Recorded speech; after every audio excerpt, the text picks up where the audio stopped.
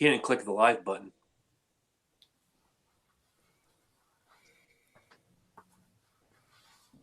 Corey, you still got... Oh. The week of break is over. And in a weekend where we celebrated Easter, there was some sad news, there's some happy news, but this weekend has a whole lot of good news. It's Talladega, baby. The biggest crapshoot on the NASCAR Monster Energy Cup Series. Who's going to win? Who's going to crash out? Who will Kyle Busch pass in his quest to become Mr. 3,491?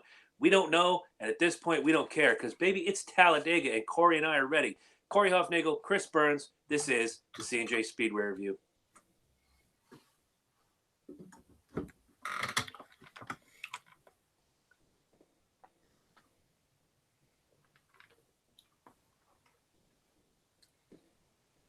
You know, a long time ago, little Chris got on his knees and said, "Dear baby Jesus, all 7 pounds, 9 ounces, one day, and I do hope it's within my lifetime, we see them take the restrictor plates off the cars in Talladega so they can run more than 200 miles an hour." Little Chris's prayers have been answered. No restrictor plates this weekend at Talladega. We got good news, we got bad news, but we got all the news that is Talladega coming up this week on the C+J Speedway Review. Don't forget to visit us at anchor.fm/CJ Speedway Review and do all the things that go with it. Leave reviews, order some merch, whatever. But for right now, the man of the hour, the Tower of Power, too sweet to be sour. He's Chelsea's ride or die. He's Mr. Stat Boy to you. He is the bearded wonder, and may I say, Mr. Moving Along in the Playoffs. Go Bruins. His name is Corey Huffnagel. Corey, how you doing tonight? Well, I'm doing pretty good. I'm happy that my Bruins are in the next round, and it should be interesting against Columbus. And little bit of breaking news. I was just watching on the TV right when we were going live. I guess Kyler Murray is the #1 draft pick for the Arizona Cardinals, and as of right now, San Francisco is getting the #2 pick ready. So it's actually kind of funny how Roger Goodell has to come on the stage every time to announce the winner. Then he'll probably go to the back room, maybe take like a shot or something, and then just come out like a little bit drunk or something. Well, that's always been the case. No matter it was Goodell, Tagliabue, Rozelle, whomever, they're always, the commission's always out there, at least for the first round. It's a very big deal. First round draft picks are important. I just pray that you don't come back and tell me that the 49ers took Ohio State's Nick Bosa, because I really don't want that. Nick Bosa deserves better. I'd like to see him drop to 17 and go to Atlanta, but we know that's not going to happen. Anyway, just as excited as you about the Bruins. Boy, what a rough series that was, and I'm just glad it's over. I'm not a big fan of the Columbus Blue Jackets for many reasons, none that I'll tell you here, but I'm always going to root for my Bees, wearing my special hat tonight, if you can see. Oh, yeah, and I have that. Nice. Every red-blooded Bruin should have this hat. So, let's move on. Let's get to we talked a little bit about the happy news, and we'll dive back into it more in just a little bit, because when the restrictor plate comes off, NASCAR is going to tinker with a couple different things. Let's go to the sad news. We just learned of the passing this week of Brenda Jackson, who formerly was Brenda Earnhardt, the mother of Dale Earnhardt Jr., battled with cancer. She passed away this past week at the age of 65. If you ever saw the movie 3, Corey, and I'm sure you have, you see the torment that this woman went through very early on. And I'm not knocking Dale Sr. for his quest to be a race car driver. I do, and I have, and will continue to have a problem with him having a problem being a husband and a father. But again, it all worked out in the end. All the kids are happy, healthy, they're well adjusted. Brenda went on to marry a local firefighter. Dale put her to work at JR Motorsports as a office person. Not that he needs to give his mom a job, but it's just something to keep her busy. She didn't need to work. She got more than plenty of her own. Sad day when an icon of NASCAR loses his mom. Yeah. What have you read so far about Brenda Jackson over the week from NASCAR fans, friends, and family? So I guess Brenda Jackson worked for Junior Motorsports for a couple of years, and from what I didn't even know for a perspective, Brenda Jackson always had that sense of humor, and it's sad that that she's gone, but she's not going to be forgotten in the Earnhardt legacy. But no, it definitely was a sad day for Dale Jr. and Kelly Earnhardt Miller. Absolutely. And I saw a meme, and I'm sure that there are many out there, but one caught my eye. It was on NASCAR Chasm. Is I saying that right? It's basically NASCAR sarcasm. Yeah. But this time they were like, this one's serious. It was a picture of Dale and Dale Jr., and Dale has his arm around Jr., and he says, "Don't worry, son, your mom's up here with me now, and we'll be seeing you, in about 10, 15, 20 years, whatever it was." And it brought it home. And I know how much, Dale Jr. appreciates family, with the exception of Teresa. She can burn in hell. And, I'm sure that even, Dale still cares about Taylor, who I didn't know was a rodeo horse rider now. Taylor Earnhardt, the youngest daughter of Dale Earnhardt, the one you used to see in pit road all the time with Teresa and whatnot. One of the things I found funny is years ago I read Dale Jr.'s autobiography, Driver Number 8, which I don't think is even in print anymore. And, what? Breaking news, Nick Bosa is going to the 49ers. Schmuck very deluxe. I can't cuss on this show. I'll wait till after. Well, Nick Bosa, it was a good run. You played for a elite team for the last 4 years, and now you're going to San Francisco. One can only hope that you figure out how much it sucks, and you demand a trade to Atlanta, New England, the Jets, the Bengals, the Jaguars, whomever. Just get out of San Francisco. Never go to Dallas. But in Dale Jr.'s autobiography, Driver Number 8, he recalls the story that his mother told him over and over again. It was one of the things that the movie got factually correct, was when Brenda left with the kids, Kelly and Dale. Yeah. She said, "I've got the kids, I've got laundry, I've got this, and you've got racing. When are you going to take care of some of this business?" He's like, "Hey, I'm out there trying to make a living and do this and do that." And when she left that note on the counter. And Dale says, his mother always reminded him that was the breaking point. Her note just simply read, "You." Yeah. Dale Sr.'s memory, I don't want to, take a dump on Brenda. And, obviously she was an amazing mother. She raised up some really great children. It's just terrible. And it's a loss for the entire NASCAR community. And we here at the C+J Speedway Review tip our hats and say a little prayer to Brenda Jackson, passing away this past weekend at the age of 65. But we talked about it in the open. No restrictor plates this weekend at Talladega. Now, I know what you guys are saying. They're going to go 240 and someone's going to go airborne and they're going to reach the moon, which, depending on what you believe in, around Earth or flat Earth, that's not possible. But I digress. They made some changes, most specifically to the front splitter and the rear spoiler. It's going to be a larger spoiler, and they've tinkered with the front splitter so that there'll be more downforce on the car without raping it of speed at any one given point in time. Do you have on your computer the specs to that? Trying to get that up right about now. While you're looking, first reaction to hearing no restrictor plates. Okay, so my reaction is this. Yeah, we're definitely going to see like 200 mile an hour racing and stuff. And from what some fans were saying, there is a possibility, we might see tandem racing, which of course, the 2-car draft and everything else. Let's be honest. I hated the tandem draft. I really hated it, when 2 cars ended up, coming out front and everyone else is trying to catch up and stuff.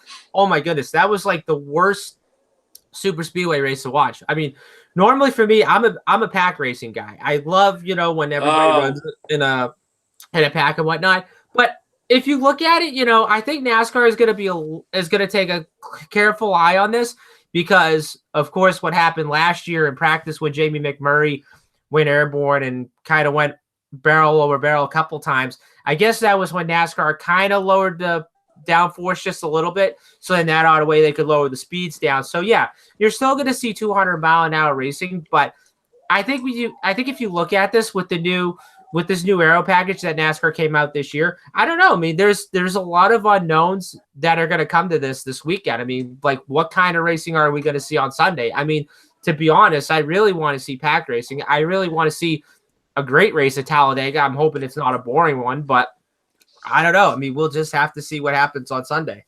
Well, before I get into what I think, have you ever seen a boring Talladega race, Corey Halfnagel? I saw one this year in the Xfinity race.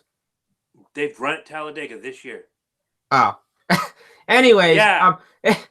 okay, where did that go in just about a split second? I probably say the worst one I probably seen in my whole entire generation. I think it would have to be Talladega 2013 in the fall race when everybody was running in a single pack. Okay. That's the only thing I really don't like is when they run like, single file. See, I'm not a huge fan of pack racing because of the shuffle. You could be running first a half a second ahead, and 2 laps later you're running 17th, a half second behind. The shuffle sometimes is exciting and sometimes it isn't. I want to see the best of the best, or the best aero car, the best engine car, not necessarily the best driver. You know what I mean? Anybody can drive a great car. Can a great driver get to the front? We've talked about this before. I want to see some breakaway. Let's see who can catch us. Not necessarily a 2 car tandem run, but I definitely want to see maybe a 4, 5, 6 car train break away. Then you have another, maybe a pack of 6 or 8. Split it up some. Nobody wants to see everybody drive in a straight line. It scares me because we always talk about Talladega, Daytona. What is the 3 words on everybody's mind? The big one. Yeah. Because the minute somebody gets squirrely or somebody blows a tire and goes sideways, when you're in that pack 3 wide, hurtling around near 200 miles an hour, and I think they're going to break 210 this weekend, mark my words, then it's chaos. A guy with a great car who maybe shuffled back in the pack to hang back and wait for his spot to go to the front is now mangled because of pack racing. Yeah. I don't mind it, but I don't want to see it for 400 laps. You know what I mean? Or 200 at Talladega. I want to see the best of the best, the speed, not so much the chaos, but the uncertainty. You're running 7th, but you're in that second pack. How do I get up there? Who's my drafting partner? When I was in front of, say, the number 1, I was 5 miles an hour faster than when the 22 was behind me, or so on and so forth. Find your good partner, get out there, which they find out during practice. They always try to find. It was always Harvick and Kenseth back in the day, or the Busch brothers ran well together. Logano and Carl Edwards were always good running buddies. Yeah. Find the guy that you can draft and pick up the most speed with and battle your way to the front. Pack racing, to me, it's fun for 20, 30, 40 laps, but after that, spread them out. Get spread out because, again, disaster with one mistake, and that's all. But the splitter, forcing the air down on the front of the car, pushing it down, and then as the air goes over the car, the taller spoiler pushing the back end of the car down. Add to that the roof flaps, the hood flaps. The safety is there. It really is. You're not going to see, the Ricky Craven butt over tea kettle off the catch fence over the top of another car. You're not going to see, I think it was one of the Allison brothers, fly over the wall Bobby. in the days before catch fences. Bob, thank you. You're not going to see that. The safety now is so much better than it was even 15 years ago. It's going to be safe racing. I want the speed back at Talladega. There's nothing worse than having Atlanta. No offense to Atlanta or Michigan, 2 of my most exciting races to watch on the circuit. But to see them top out at 205, 207, and then we get this homogenized crap at Talladega, while still exciting, they're topping out at 198, 199 on a track where you are supposed to be able to, open it up, never touch the brake unless you're going to pit road, and just let it go. Yes, of course, definitely. And yeah, the only time when NASCAR hit 190 above at Atlanta was 197 miles an hour in qualifying, which was held by Jeff Bodine. And yeah, I will say that, I think NASCAR is going to hit 210 in qualifying on Saturday, and it's going to be very interesting to see how they do with the whole qualifying format. Not that I think that if I am correcting myself, I think it's only single cars that go out and qualifying at Talladega this weekend, so it's only 2 rounds, whatever. But yeah, it should be interesting to see what the speeds can pick up this weekend as well. Absolutely. And one thing I don't want to see at Talladega this weekend is how do I put this? Last year at Talladega, we ran into a bunch of people crying the blues. I got stuck behind a guy and he wouldn't move. Guys, it's not his job to move. He's out there to win the race just like you. And if he's running identical laps to you, but you just happen to be behind him, I don't care if you're a past champion, 6-race winner, 8-race winner, whatever, you're a professional. Get around him. There's no participation trophy in NASCAR. Move your butt, find a way, pick up a drafting partner, get your spotters to talk strategy, find someone to get around the car in front of you, because if those laps are identical, you're not faster than he is. It's that simple. And Danica's not there to wreck everybody, so it's a beautiful thing. Exactly. Oh, I was just watching on the draft. Quinnen Williams is going to the Jets. Okay. I hope we're still on when the Falcons get their pick. I really want to know. I think the Falcons' first one is 14th. I thought it was 17. I might have read that wrong earlier. Yeah, I think it might be 14 or something, if I'm not mistaken. Go Dirty Birds, rise up. All right, well, unless you have any news other than Robert Kraft getting a rub and tug at a Florida strip joint, let's get into Talladega this weekend. We got the Xfinity guys running to tell us all about it. Okay, so Saturday you have the Money Lion 300. At Talladega this weekend for the Xfinity Series. 1 o'clock Eastern time on FS1. And, of course, Sirius XM Channel 90, Motor Racing Network. The voice of NASCAR. All right. So looking at the entry list, so apparently it's going to be another Dash for Cash race, which, of course, you guys know the rule. Anytime it's a Dash for Cash race, there's no Cup drivers in between. However, looking down at the entry list, you have Cole Custer, you have Michael Annett, Tyler Reddick, Landon Castle, Justin Allgaier. And before I stop this one, before I keep going, I want to point this one out. So Brett Moffitt is going to be making his Xfinity debut for Junior Motorsports this weekend, driving the 8 car in the ISM Connect Chevrolet. That is awesome. And that's not the only debut we're going to have this weekend on either series. No, sir. So looking down, you have Greg Galding, you have Noah Gregson, Ross Chastain, who's going to be in the 10 car for Colleague Racing this weekend. So Colleague's going to have their 2 cars at Talladega. You got Justin Haley, BJ McLeod, Jeffrey Earnhardt, who's going to be back in the 18 car this weekend for Joe Gibbs. Brandon Jones, Christopher Bell, Austin Cindric, John Hunter Nemechek, Joey Gase, Ryan Sieg, Jeremy Clements, and scrolling all the way down, you have Alex Labay, and last but not least, Chase Briscoe. Okay. You know what? I'm just going to go with momentum, and especially at a crapshoot like Talladega, one guy who is cemented, and I'm just going to say it. I'm going with the champ as my lock, Tyler Reddick.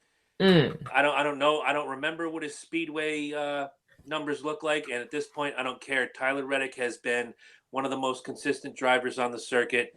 I look for him to defend his title this year. I really think he's going to be the first repeat champion in I don't know how many years on the Xfinity Nationwide, Busch Beer, Smucker's Jelly, Tampon Gimmick Jones series.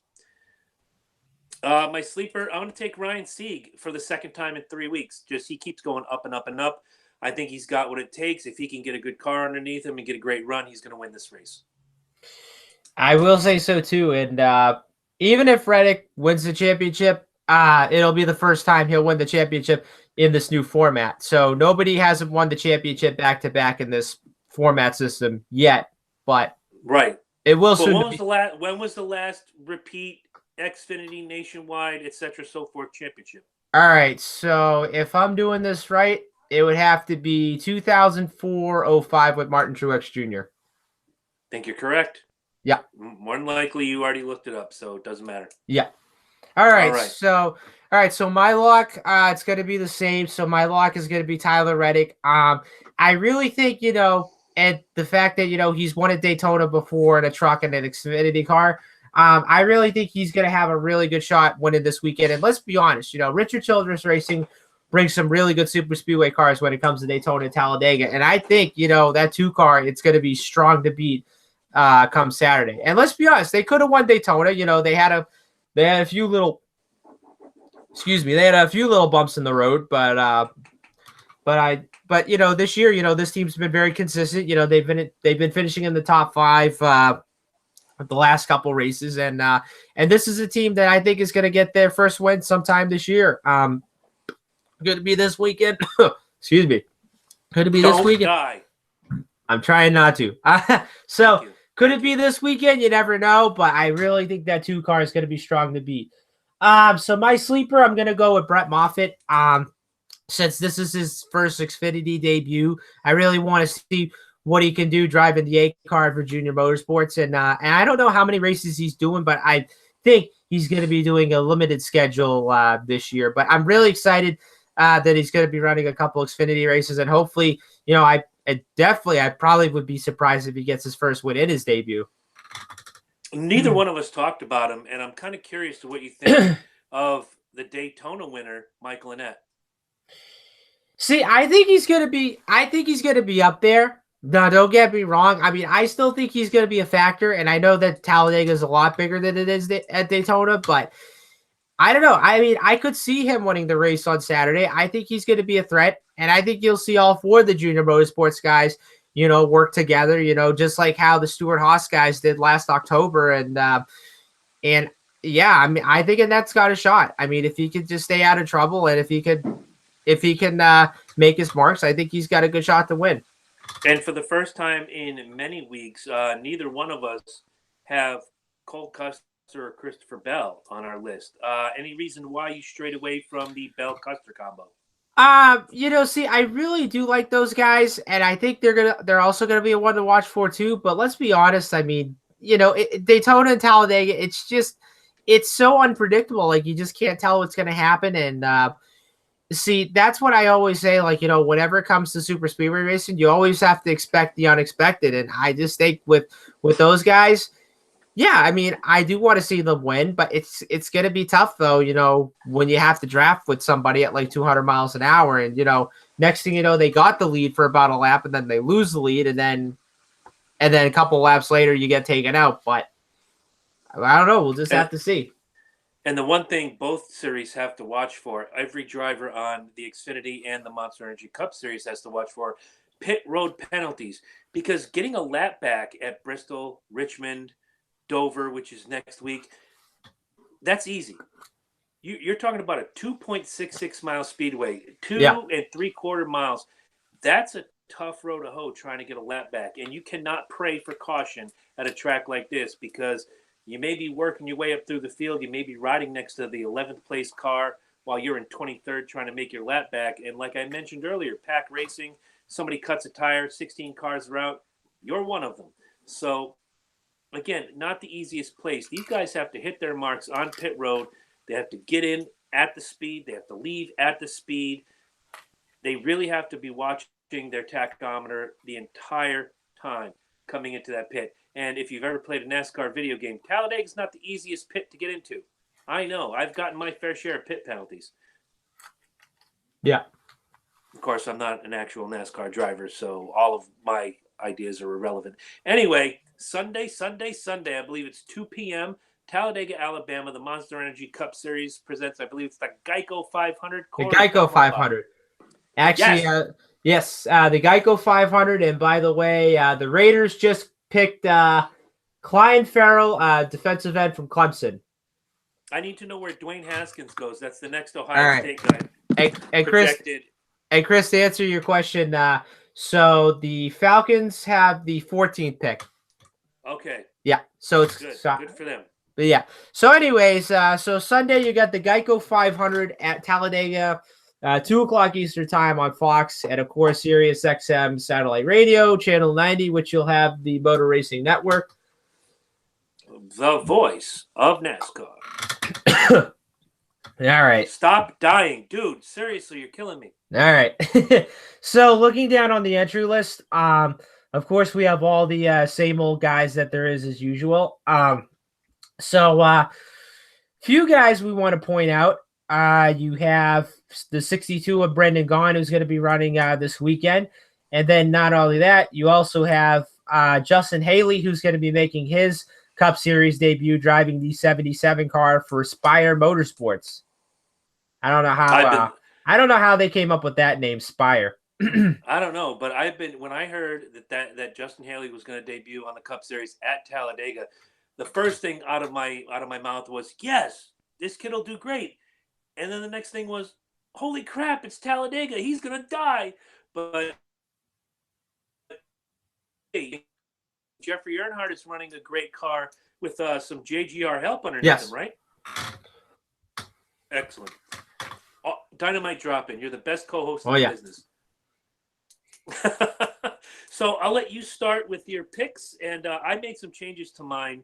I had my picks done on Monday, and then I heard no restrictor plate, and everything went out the window. Okay. So now here we are. Go ahead. All right. So my lock this weekend is going to be Brad Keselowski, and I think if anybody's going to win this race, it's going to be one of the best that knows how to run Daytona and Talladega pretty well, and I think Brad Keselowski is going to be one of them, and I think he's won here, I think like 4 or 5 times during his whole career. But yeah, definitely I expect, the Fords to run up front. And I expect, Penske and Stewart Haas and those guys to run really well too.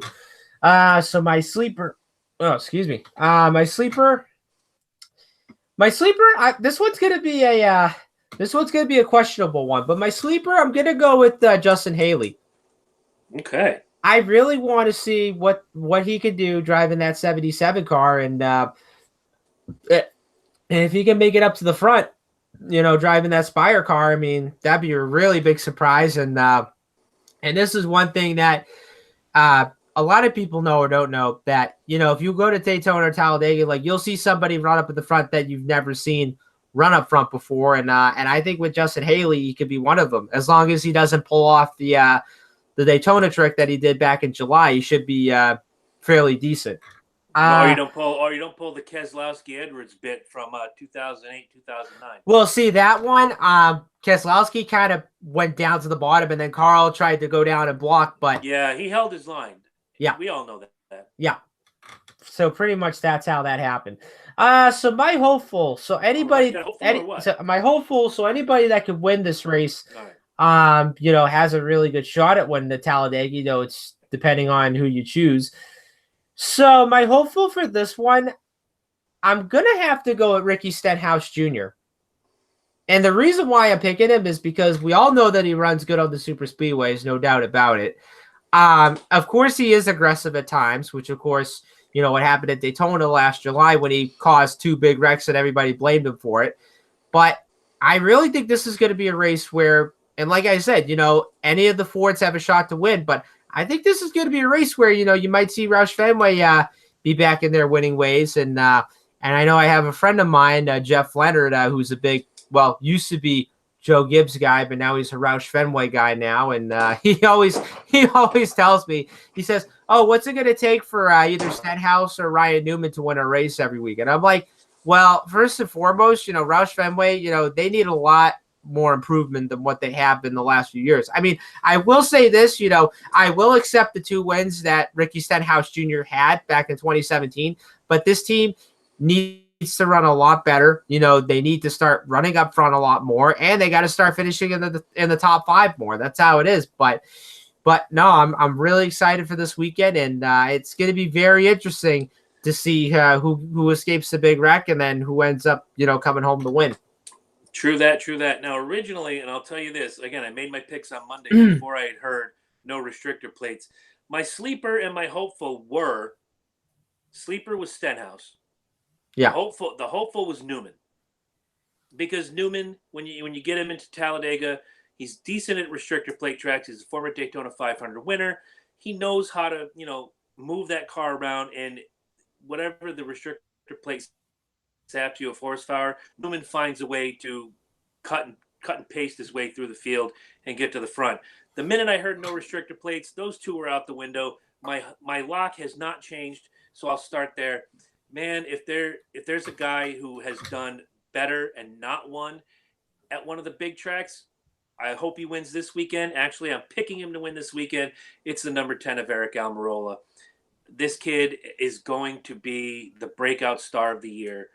I think Eric Almirola is going to have 3 wins before the season's up. And he keeps climbing. He keeps doing better every week. Has he had bad luck? Sure. Has he had Kyle Larson luck? Thankfully, no. And I'm not picking on Kyle Larson. He almost made my list.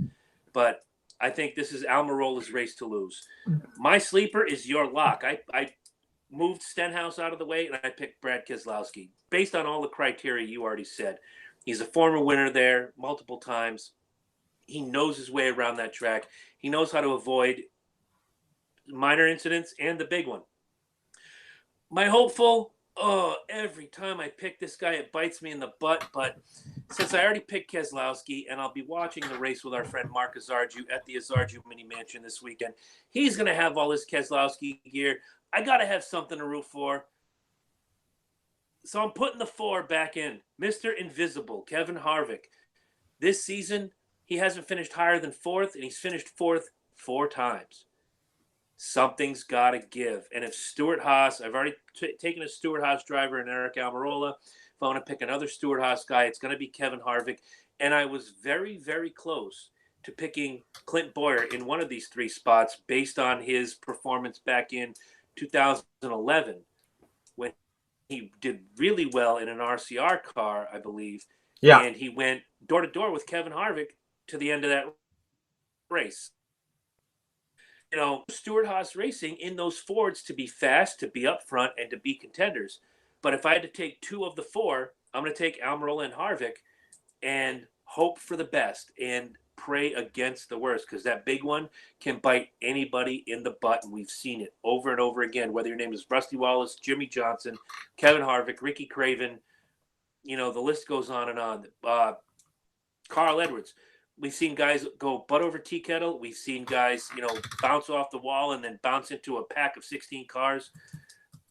My question to you, and how many laps is this race? 188.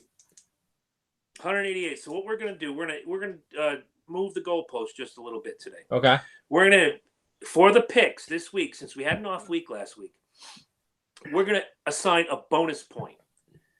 Without going over, pick the lap that the big one happens on. Whoever's closest without going over gets the point. All right. So before I say that, Tampa Bay just picked Devin White from LSU.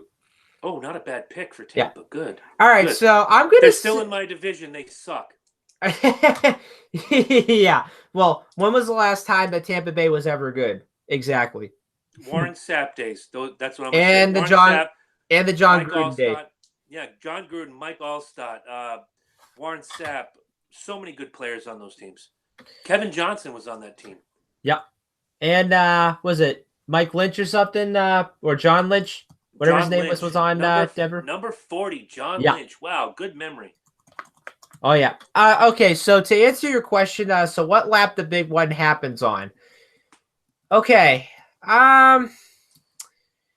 This is a tough one, but I'm gonna say the big one happens with 80 laps to go. So you're gonna say lap 108. Yeah. That's your pick, 108. Okay. Yeah, 108. I already had it written down. I don't know why, but this number stuck in my head. I picked lap 167. You're coming to the end. You're battling. You're less than 20 laps to go. It's getting hot. It's getting heavy, and boom, the entire race changes. So I'm going to go with 167. If, in the event that the big one happens after 167, neither of us get a bonus point. This is like Price is Right. Closest without going over. So that's going to be for 1 bonus point going into our pick totals, which, by the way, kids, sits at 28-20, my favorite. But as I said last week, Corey keeps chipping away at the stone, and before I know it, he's going to be in the lead. And I don't know why, because I've been Research Jones going into this, trying to, how do I beat Corey? How do I get him to buy me something? get the free shirt. But, hey, before you know it, I might be buying Corey a T-shirt with Ally all over it and the big number 48. By the way, you still haven't taken that picture down. You're killing me. And, you know, I can replace it. I can give you something right here out of Valhalla Studios. You can hang it up. I still haven't deleted that picture that my friend got with Jimmy Johnson about a week ago. Nor should you. That's a great picture. That's Yeah, an it's good. awesome picture. You Yeah, should keep it. I'm keeping that picture, and but I told my friend last Monday. I said, I'm still jealous that you met Jimmy Johnson. I actually met Jimmy Johnson once. This is not. I know what you guys are thinking. He's gonna make a joke.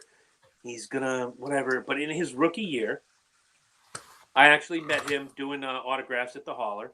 He had basically no line. We went up, we met, and he signed the hero card and what have you. I gave it to a friend. Like, hey, you're a Hendrick fan. Here, take this. Little did I know I was sitting on the autograph of a future 7-time Cup champion. Excuse me, I'm suffering Corey disease, and I didn't know. I just didn't know. But if there was an autograph to be had, I went and got it. The year I met Harry Gant, I stood in line 3 times and changed my shirt so it wouldn't look like I'm the same guy going through every time. Oh, jeez. Oh, I had to get all the Harry Gant I could. I loved that guy to death. He was never my number one favorite, but he was always in the top 5 in those days. So yeah, meeting Jimmy Johnson, he was humble at the time, rookie season. You got to be humble. He was just very nice. That's not why I don't like him. And no, it's not the fact that he won all the time and in 7 championships. That's what people like to tell me. Whatever. I don't like Jimmy Johnson because of his post-race interviews. If he won, he came off as smarmy. If something happened to him, he came off as, kind of Jeff Gordonish. That shouldn't have happened to me. That guy should have moved. Don't they know who they're racing with? Yeah, they're racing with another human being. I've softened my stance, you guys know, on Jimmy Johnson. I've put him in my picks. I've said nice things about him. What more can I do? There's nothing more I can do. I'm just going to sit back and say, you know what? Please, Jimmy Johnson, 2019, get your way to victory lane. Please, remind us why you're the 7-time champion. Don't go out like a chump. Exactly. I don't know what else to say. He's immensely talented. Another guy like Kurt Busch. And I'm not Kurt Busch, all the guys, Kurt Busch, Kyle Busch, Kevin Harvick, you name it, I'm going to put them all in the same boat. You know how to get to victory lane. Get there. Something has to give. Get your team together, figure it out, do it. Just do it. Now, do you have anything you want to pimp, plug, or otherwise push on the people on this shortened edition of the show? All right.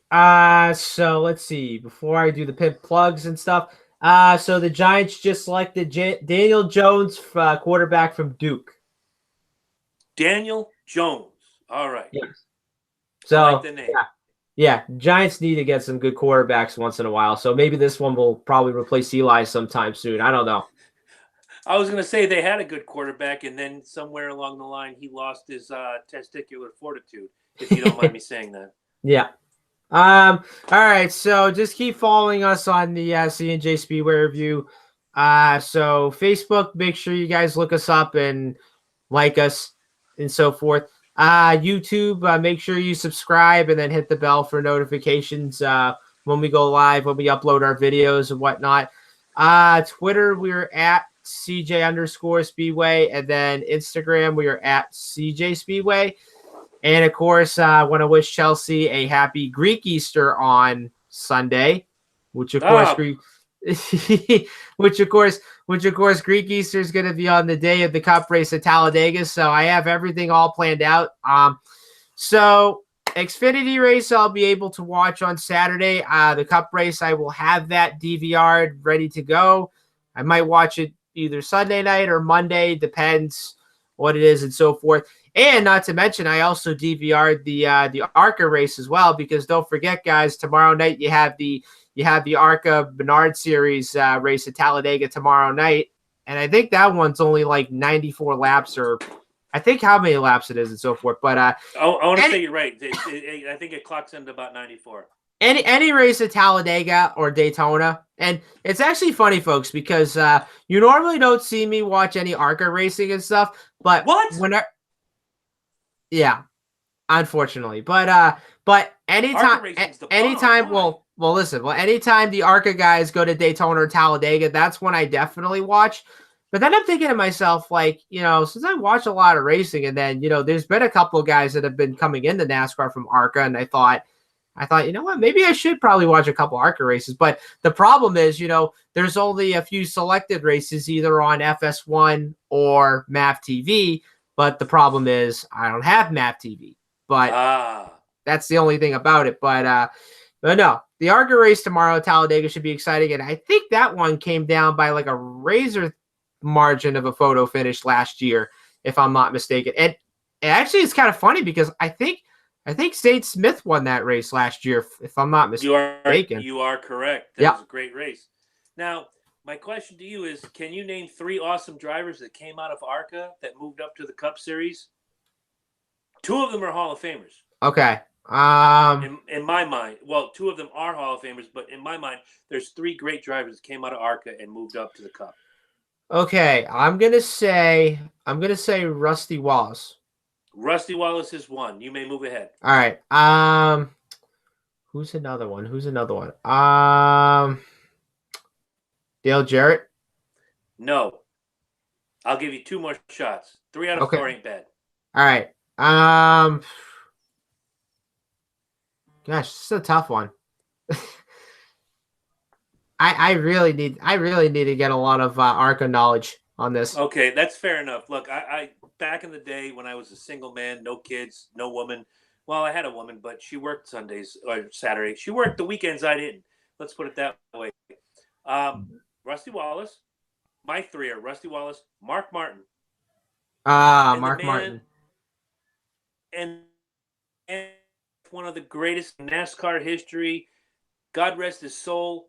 Dick Trickle. Dick Trickle.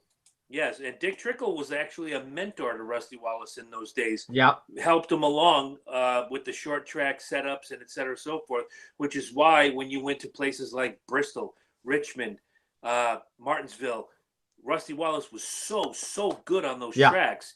And it was from the teachings of Dick Trickle, which, by the way, Dick Trickle is also the oldest Rookie of the Year in NASCAR history. For bonus points, Corey, how old was Dick Trickle when he won Rookie of the Year? I'd have to say 48. 47. You're so close. I'll give a little golf clap to you. All right, guys, listen. Everything Corey said about Instagram, Twitter, the Facebook page, more interaction from you is better than less interaction from you. We did questions of the week. Some of you guys joined in. Some of you guys didn't. If you have anything you want to ask us, and maybe on the next NASCAR break, we'll do an Ask Us Anything. We can't do it live, so your questions will have to be sent in a week in advance, and we'll answer any of your questions. Whether it's, hey, Corey, how do you keep your beard so shiny? Or, hey, Chris, what's up with your beard changing color all the time? Or maybe it's racing questions like, what was the best race you ever saw in your life? Who is the driver you hate the most of all time? Picks for the future, picks for the past, whatever. We'll do something on the next break. It'll be Ask Us Anything. We'll advertise it on all the platforms. But more interaction from you means better shows. And if you remember, please go to anchor.fm/CJ Speedway Review. You can leave reviews. You can find our affiliates. You can help the show out tremendously in any way, shape, or form. And also, if you know someone who likes NASCAR, please tell them about the show. I want to throw a special shout out this week to my Canadian racing family, the Browns, Kelsey Morgan, Terry, Claudia, the whole family. I know I'm missing a lot of names. There's Amber. There's, Sir. I don't remember his name, but I always called him Sir. He hated it, but Sir, that's your name. Oh, God, there were so many of them. We would always meet up at Weirs Beach in New Hampshire for the races. Just a great group of people. I miss them tremendously. But I want to say hello to Adam Crandall, who is a regular viewer of the Loki and Jabroni show, but I don't know if he's dove into this particular genre yet. Corey's getting yelled at. What the hell? Yeah, I don't know. Like, they're just, like, for some reason, whenever I'm doing my show, everyone's all breaking into the studio for some reason. Oh, you think? I have that same problem here. By the way, Jacksonville Jaguars just picked Josh Allen. Okay, nobody's taken Dwayne Haskins yet from Ohio State, right? Nobody hasn't picked Dwayne Haskins as of yet, but Detroit right now is on the clock, and we'll see. All right, I'm not going to be watching the draft. I'm going to go upstairs and watch The Looming Tower on Hulu. Great series. If you haven't seen it, go ahead. But going back to Adam Crandall, big Jimmy Johnson fan, so it's probably going to shock him watching this show, hearing that I said nice things about Jimmy Johnson. We've gone back and forth for a couple years. He is the boyfriend and father of Morgan Brown's child, Morgan being my Canadian sister. Once again, big ups and horns. So, Adam, if you got questions, we've got answers, man. Send them in. Go to the C+J Speedway Review Facebook page, the Instagram, the Twitter, or wherever you can find a way to send us questions. We love questions, and we'll pimp this out as hard as we can. The next break, I think, is in August. So yeah, next break is going to be August. So we're going to need to fill that week. This week, so Corey, do you have anything else? Let's see. Besides the fact I'm watching the draft right now and the fact that I'm watching Roger Goodell on the TV screen so many times that I want to like throw something and stuff. But I'm just excited for Talladega this weekend. And folks, if anybody wants to send me some personal questions of the stat guy himself, my personal Instagram page is at RCRFan3. So that's on good my call. Instagram. We should do that. Yes. That's on my Instagram and that's on my Snapchat. My personal Twitter is going to be, I think it's at Corey_Huff33. And yeah, and then you guys can hook me up on the Facebook, Instagram, personal post, whatever it is, and so forth. And don't forget, guys, don't forget to follow Rowdy Birds on Instagram, Facebook, Twitter, and Instagram and Snapchat. And I want to give you guys a little bit of a reminder. So May 24th, I'm going to be having my Memorial Day go-karting extravaganza again for the 5th time this year. And I remember last year I was in the hunt for the win. And what happened was, to add insult, I ended up celebrating too early, which of course I ended up losing. So it's going to be a great time with a lot of great people. And of course, I know Chelsea's nickname Danica7. Danica7. I know she's been busting my chops, and I know she's been trash talking, saying that, I'm not going to have a shot to win, and that she has a lot of allies. And it's actually kind of funny to this, because when we were racing down in Pennsylvania back in November, she made this Facebook Live video. It's on Danica7 team Facebook, whatever it is, and yeah. So what happened was, after I ended up winning, she said, "Oh, we will be back with a vengeance, and we're gonna beat this guy." And I'm like, yeah, right. There's no way you're not gonna beat me, and it's gonna be a lot more racing, a lot more practice, and a lot more skill to try and beat me, but we'll see. I think it's going to be a lot of fun, and I know there's going to be a lot of trash talking from now until all the way up to Memorial Day weekend, but I'm really looking forward to this. I can't wait. Well, good. I hope you both do well. Always great to see you guys out there doing your thing with the carts, and seeing the post-race interviews, if you will. Those are always my favorites. You guys are ridiculously hilarious. Like Corey said, I don't have Instagram or Snapchat or any of that other gimmickry, but I do have Twitter. It's at cburns19, CBERNES19 at the Twitter. Send your questions. Send them to CJ_Speedway. Go to the Facebook page. We'll put together a whole package. Corey has most of the information, so maybe I'll send it to him. He'll put out a big thing for Ask Us Anything coming up in August. So with that in mind, enjoy Talladega. Corey, I will not text you during the race because I know you're DVRing it. Happy Baklava Easter to Corey Tzatziki Sauce and the whole family. I'm not making fun of you. I'm actually wishing you a great Greek Easter. Thank you. Christos Celeste. Modesto, California to you too. Man, I gotta teach you how to say some Greek stuff. I mean, that's the only thing I know right now is Christos Celeste. I know baklava, gyro, and falima. That's it. And falima, you ask tzatziki sauce what that means. Kiss. Okay. All right. All right, guys. So with the 2 most famous words in Speedway Review history, I throw it to Corey Huffnagel saying, good night.